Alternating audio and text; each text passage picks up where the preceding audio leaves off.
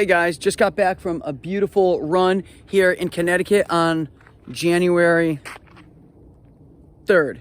It's kind of just starting to snow. We're dealing with some ice, and I'm going to give you a great tip of how to not slip and fall when you're out running.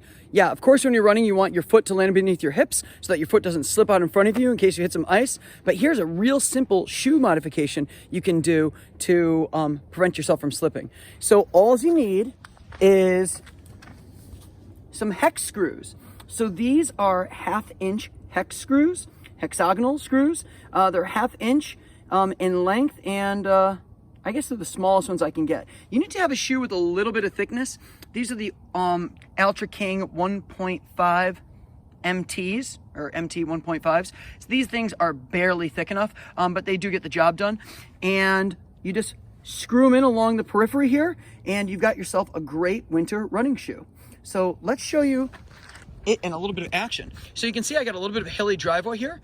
Watch how I don't slip and fall.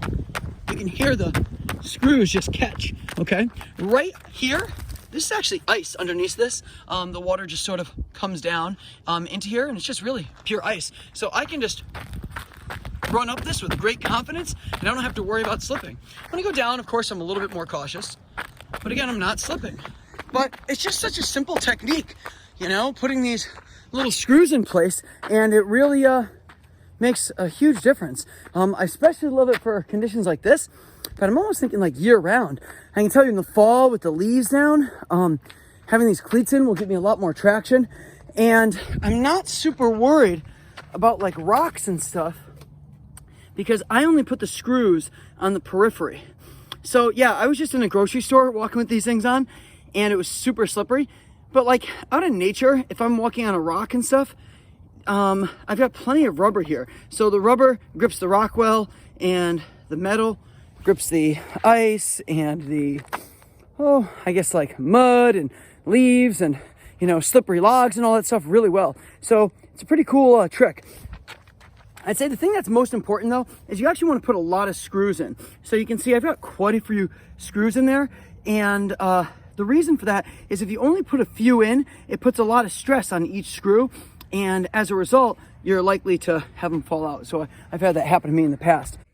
So these are the hexagonal screws I use, 8 by 1/2 M4.2 times 12.7, whatever that means. To be quite honest, I just got the smallest ones I could find.